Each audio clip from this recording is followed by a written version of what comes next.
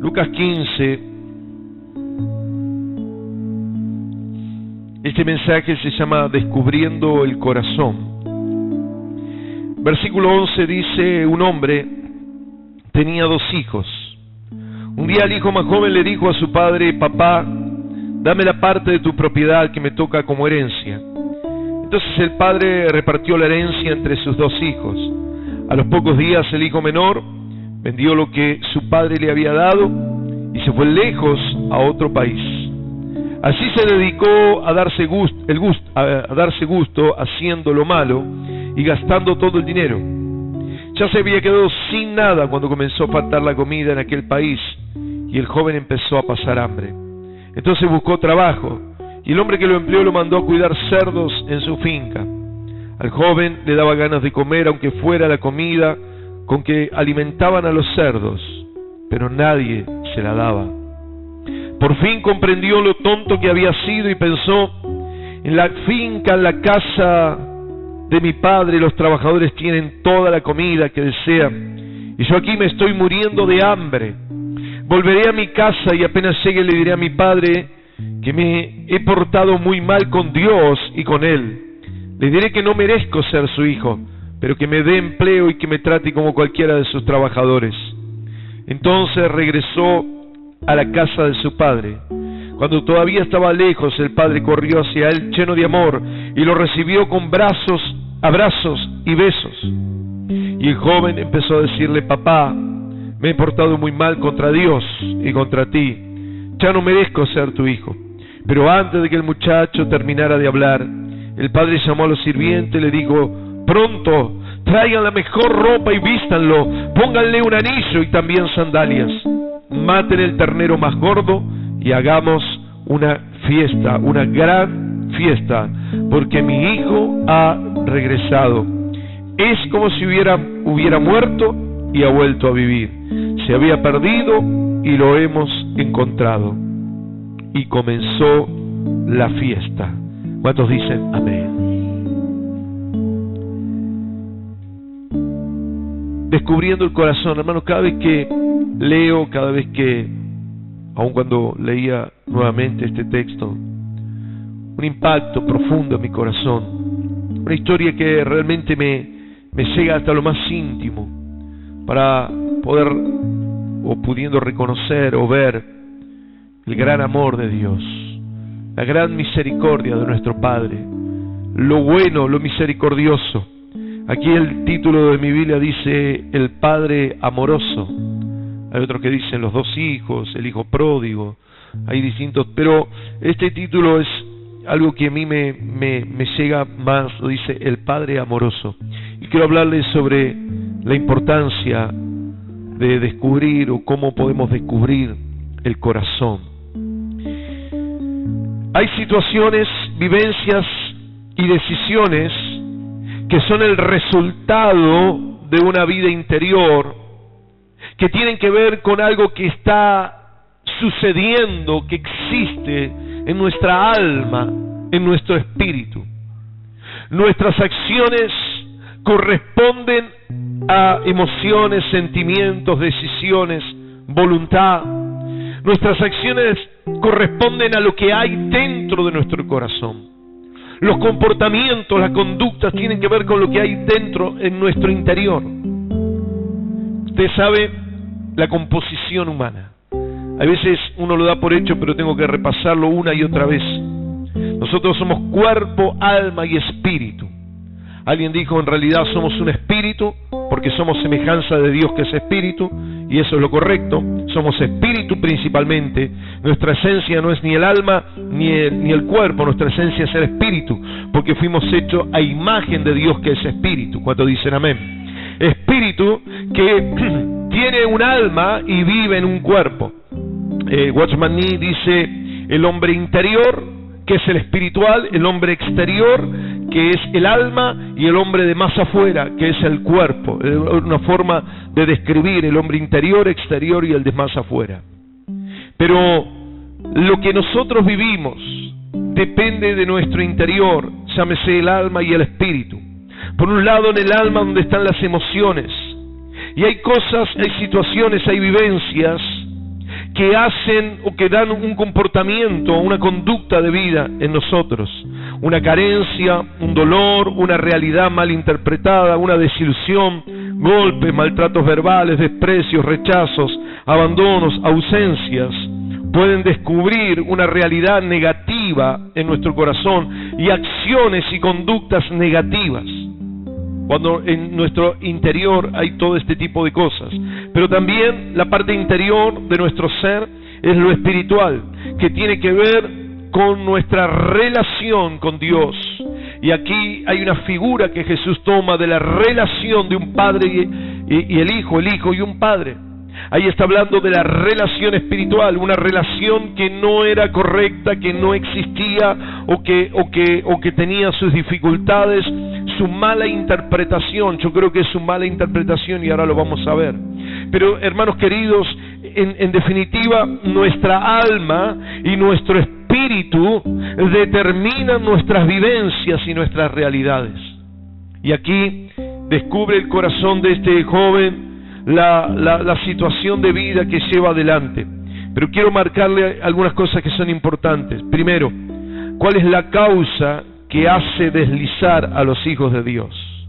¿Cuáles son algunas de las causas? Aquí en el texto hay algunas de las causas que hacen deslizar al Hijo de Dios, es decir, que nos hacen apartar. Cuando hablamos de deslizar, hablamos de la figura de un barco que pierde su amarra y se comienza a deslizar. Generalmente dice que los que están en el interior no se dan cuenta porque el barco está en permanente movimiento por el agua, pero no se dan cuenta y al cabo de un tiempo están en el medio del mar, del océano, de lo que sea.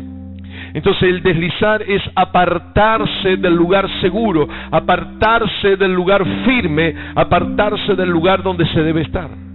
Entonces, ¿qué es lo que nos hace apartar, deslizar a los hijos de Dios? Primero, el ocio. El ocio. Aparentemente el hijo menor no conocía mucho el trabajo, no conocía lo que era trabajar como se trabajaba en su casa, no servía en la casa del padre, no trabajaba con el padre, no trabajaba con los demás. Cuando el hijo se fue y regresa, escucha al hermano mayor que le dice: yo he estado trabajando siempre y no recibí nada. Sin embargo, el otro que no trabajó y encima se fue, estás preparando una fiesta para él. Aquí evidencia que hay un hermano mayor que sirve en la casa de su padre, que trabaja, pero hay un hermano menor que no trabaja. Hay un hermano menor que tenía tiempo libre. Había un hermano menor que no ocupaba bien el tiempo. Hermanos, la Biblia nos habla del valor del tiempo. ¿Cuántos dicen amén? Dice que hay que redimir el tiempo. Redimir es comprar, es valorar, es ponerle importancia al tiempo, porque los días son malos, son peligrosos. El ocio hace que este muchacho empezó a pensar, vaya a saber qué cosa, empezó a pensar en el dinero, en la herencia, la salida, en esto, en lo otro, porque tenía ocio. Entonces esto hace que la persona comience a poner su mirada, sus ojos en otra cosa. Vemos cómo, escuchen, él pidió el dinero, pero no lo invirtió. No es que tenía un proyecto, no es que tenía un emprendimiento, porque eso significaba que tenía que trabajar, que tenía que ocuparse, sino que él pidió para malgastar. Él pidió no para invertir, no para trabajar, no para proyectarse hacia adelante, sino pidió para malgastar, entre comillas, para disfrutar. En principio parecía que estaba disfrutando.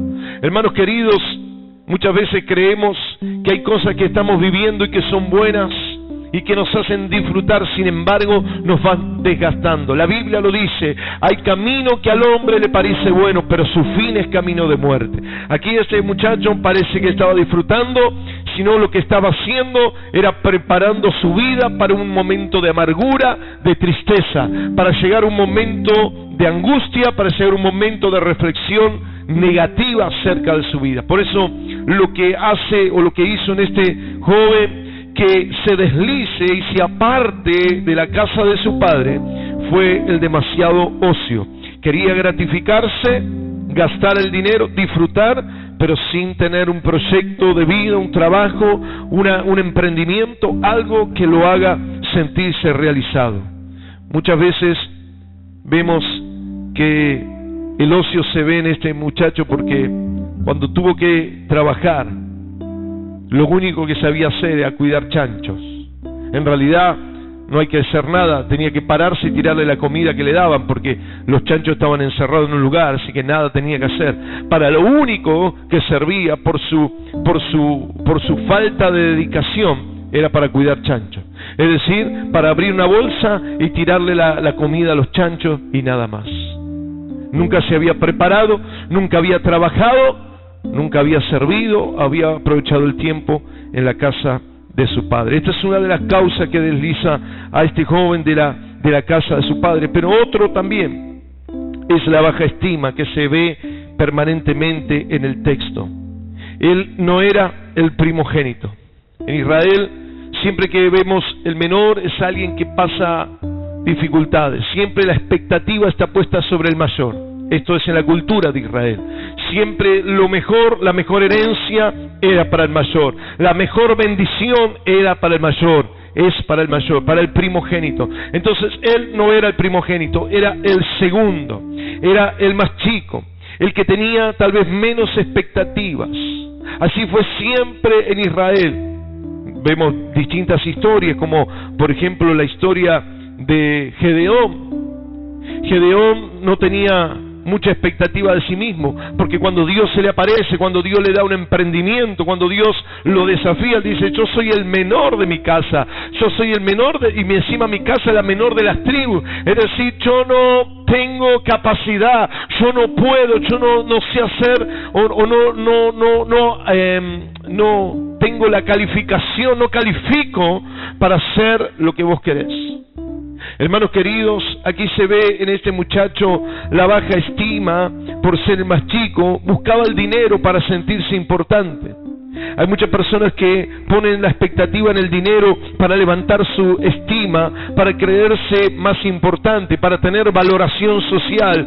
Si tengo, entonces valgo tal o cual cosa. Por eso van detrás del dinero, detrás de las cuestiones que hacen al materialismo, para sentirse valorados.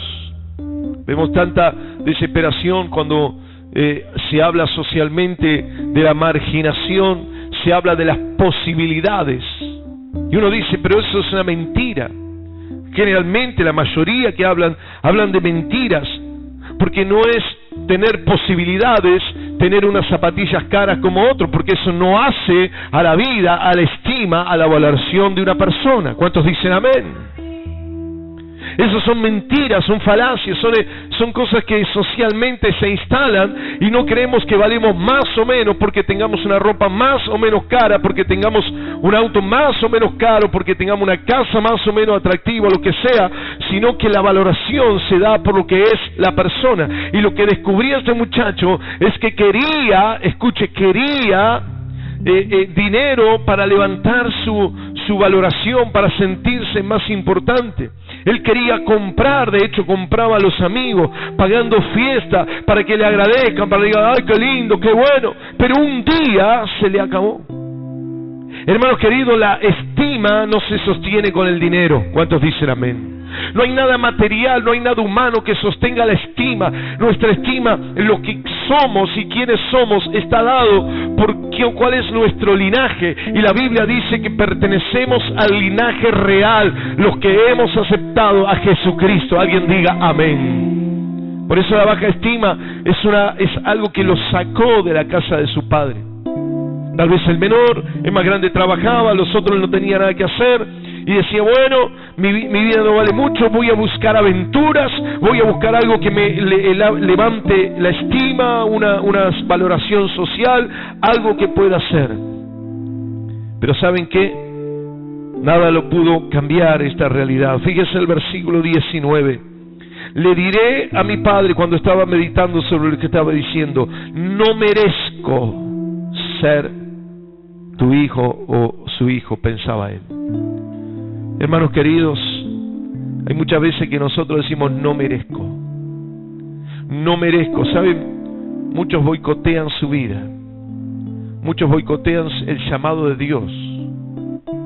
Muchos boicotean el plan perfecto de Dios porque se sienten menos, porque nos sentimos menos, porque creemos que no valemos. Y a veces nos castigamos sin darnos cuenta. Nos castigamos a nosotros mismos, aún desvalorizándonos cuando pensamos que no valemos. Porque merecemos ser castigados. Lo que creemos, nuestra mente cree que merecemos ser castigados y no nos valoramos. Así que este muchacho tenía toda la idea y dice, cuando se da cuenta de la situación, dice, yo no merezco. Hermanos queridos, ¿saben cuántos problemas de estima hay por el merecimiento? Porque en nuestras casas, si nos daban un plato de comida, y esto pasaba en la cultura más, digamos, anteriormente, más unos años atrás, unos cuantos años atrás. Es decir, merecemos, cada uno tiene que merecerse su plato de comida, si no tenía valor. Tenía que trabajar, tenía que cumplir sus obligaciones, si no recibía ni reconocimiento ni valoración, y aún así tampoco. Aún cuando uno cumplía, yo recuerdo, mi abuela me contaba, eran 17 hermanos, y tenían hijos. Entre otras cosas, los grandes debían cuidar a los pequeños, a los más chicos. Así que su obligación era que tenían que cuidar a los hijos, y eso les hacía merecer un plato de comida.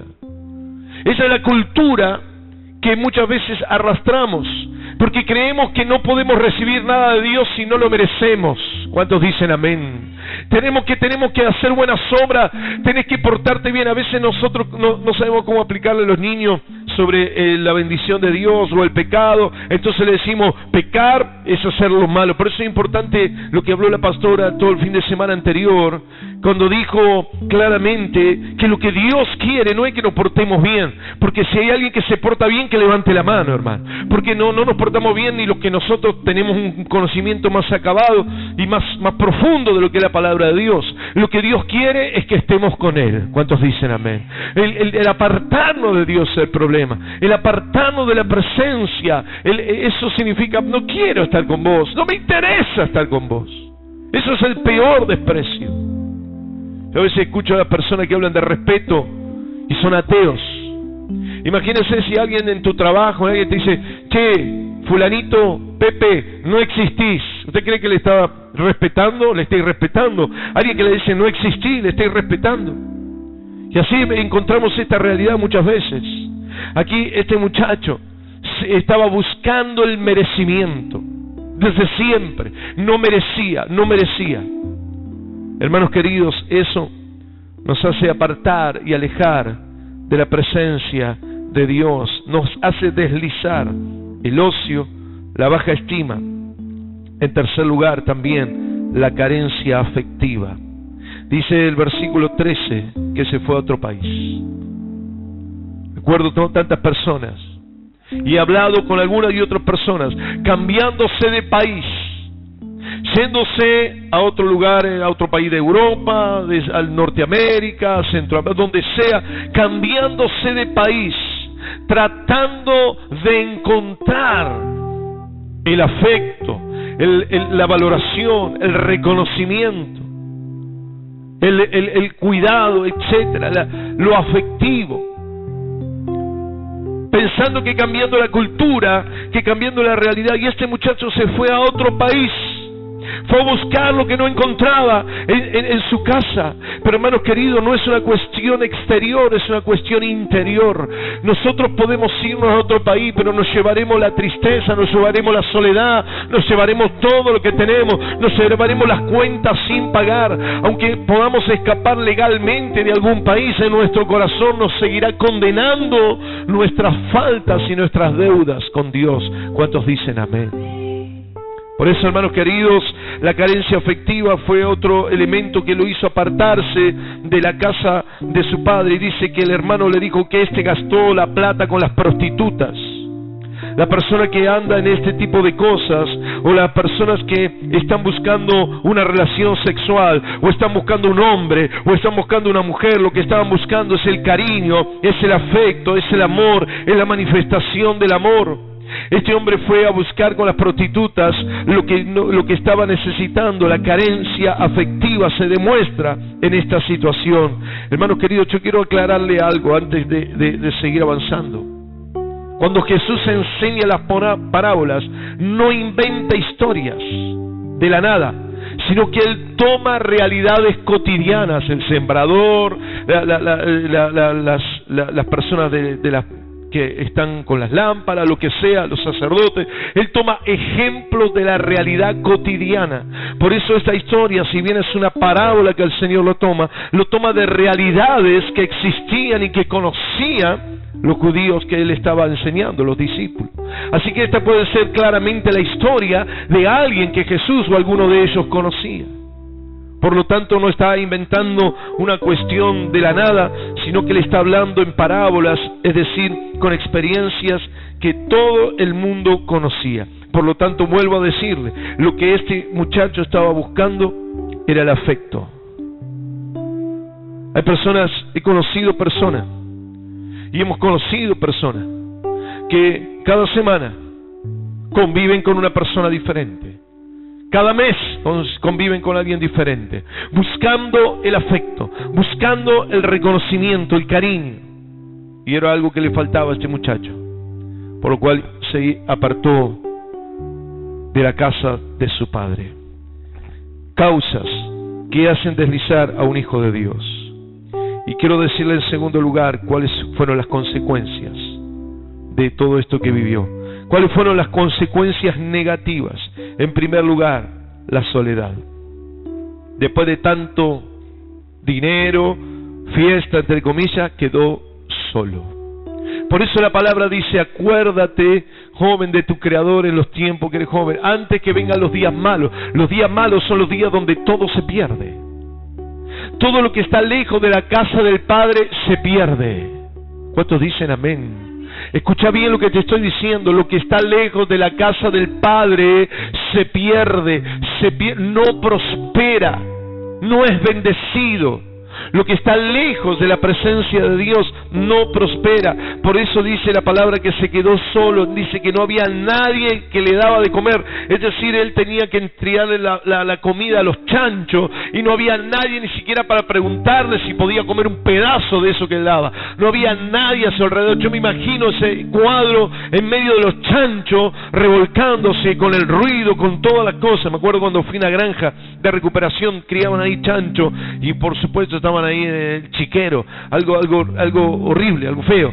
Ellos estaban en ese chiquero, y él, me imagino que tratando de decir, pero ¿a quién le puedo preguntar? A nadie. ¿A quién le puedo pedir ayuda? A nadie. ¿A quién que sea le puedo decir si me deja, si me presta? A nadie. Dice la palabra que se encontraba solo. Hermanos queridos, cuando se termina el dinero, se terminan los amigos. Cuando se terminan las fiestas, se terminan las personas que te van a acompañar. Fuera de la casa de papá hay soledad. Alguien diga amén. Pero segundo, lo que trajo es culpa. Él sentía que había defraudado su propia vida, pero que había defraudado la vida de Dios, y había defraudado la vida de su padre. Él comenzó a tener culpa. Él comenzó a decir: voy a volver y le voy a decir a mi papá lo que he hecho mal, me he equivocado. Hay personas que cargan permanentemente con la culpa, las consecuencias de habernos deslizado con el Señor. Y hermano querido, esto no es fácil de quitar.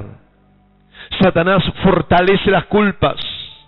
Dice: no, pero yo me aparté. Y Satanás te dice: pero es lo que vos lo hiciste, es lo que vos quisiste. Ahora no vas a ser tan caradura de volver a Dios, no vas a ser tan miserable de animarte a pedirle ayuda a Dios.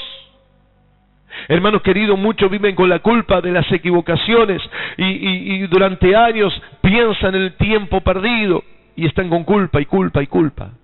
Y Satanás aprovecha soledad, culpa, pero también dolor, otra consecuencia de haberse deslizado. Dice que había perdido tiempo, El tiempo, hermano, es irrecuperable. Por eso aprovechemos bien el tiempo, cada minuto de nuestra vida. Pensemos lo que vamos a hacer, porque nuestra vida no está en nuestras manos. No sea cosa que un día queramos y digamos, bueno, ahora sí voy a... y ya no tengamos más tiempo. Por eso valorar bien el tiempo. Este muchacho perdió el tiempo lejos de la casa de su padre. Y escuche, el dolor de haber perdido a la familia, a su hermano, a su padre, su madre, su casa. Yo me imagino, por supuesto, no se habla de la cultura de la madre, de la mujer, pero yo me imagino la madre cuando le desapareció su hijo menor, la madre cuando le desapareció José. Momento difícil, dolor, haberse apartado. Tercero, lo que también sintió dolor es cuando perdió la comunión con Dios. Por eso le dijo, Padre, voy a volver y le voy a decir, he pecado contra Dios y he pecado contra ti, papá.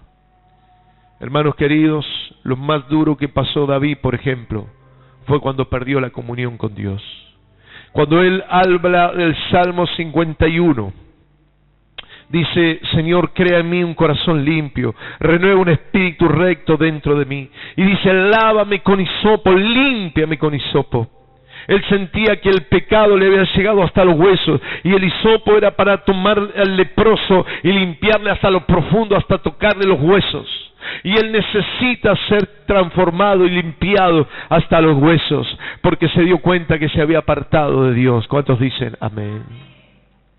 Hermanos queridos, cuando nos deslizamos, entre otras cosas, además de la soledad, la culpa, está el dolor que nos carcome. Pero quiero terminar esta palabra dándote una palabra del Señor.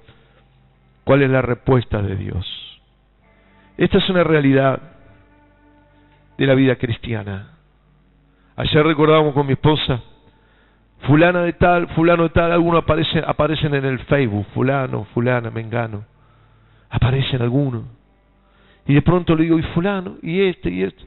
Decenas de personas que pasaron por la congregación, que por un momento cantaron a Dios, que por un momento se entregaron a Dios, pero que hoy están totalmente lejos, fríos, solos. Tal vez con alguien, pero con una soledad que se nota en sus palabras, en su manifestación. Pero ¿cuál es la respuesta de Dios? Yo quiero hablarte ahora y terminar rápidamente. ¿Cuál es la respuesta de Dios? Yo quiero hablarle hoy específicamente, en el nombre de Jesús, a personas que se dejan deslizar, a personas que comienzan a tener consecuencias, o están comenzando, o han vivido, o están viviendo experiencias negativas, consecuencias negativas. ¿Cuál es la respuesta de Dios en tercer lugar? Primero, dice que el Padre lo vio de lejos. Es decir, Él te espera todos los días. ¿Cuántos dicen amén? Yo me imagino ese Padre. Cuando yo pienso en esta historia, hermano, mi corazón se quebranta. Porque este Padre, me imagino, puedo ver el cuadro. No sé cuántos conocen o han estado en el campo, ¿verdad? Y usted ve cuando, especialmente fuera del verano, más en invierno o en primavera o en otoño, cuando empieza a caer el sol, comienza a haber un frío, comienza a haber una brisa, ya no en el campo, no, si no está estrellado y no hay luna, no hay luz, y comienza la oscuridad. Y yo me imagino ese padre esperando todos los días a su hijo, con la expectativa de que hoy puede ser el día, acercándose a esa tranquera, tal vez si venía de un lado o del otro. Pero también me imagino, al ponerse el sol todas las tardes, volverse hacia su casa, hacia su finca, hacia el casco de la casa, diciendo otro día que mi hijo no llegó. Hermanos, ¿cuántas veces el Padre nos llama, dice la Biblia, con cuerdas de amor los atraje? Y todos los días nos está esperando. Pero Dios no está, hermanos queridos, como muchas veces lo creemos, como si tuviese un látigo ahí esperando y esperar que vuelva para darle, para decirle, para pegarle, para que sepa qué es lo que tiene que hacer. Él estaba esperándolo con los brazos extendidos. Hermanos queridos, Dios nos espera todos los días con los brazos extendidos. Alguien diga amén. Tal vez volviendo a su casa, tal vez en el secreto, todos los días, esperando qué pasó esta mañana, qué pasó esta tarde. Te estuve esperando y otro día ha pasado y no has estado. Por eso, hermano querido, la respuesta de Dios es que todos los días nos está esperando. Yo veo este cuadro y creo realmente en el amor de Dios. Por eso el título dice un Padre amoroso. La respuesta de Dios es respuesta de amor, no de látigo. Es respuesta de afecto, de protección, no de rechazo ni de recriminar nada. Alguien diga amén. Segunda cosa, valora tu estado antes que tus razones. La respuesta de Dios es un Dios que te espera con los brazos extendidos, pero también que valora tu estado antes que tus razones. Hay muchos que creen que arrepentirse es pararse delante del Señor y empezar a dar explicaciones. Mira, lo que pasó fue esto, lo que pasó fue lo otro, que me sentí mal, que me sentí bien, que me dijeron, que escuché, que...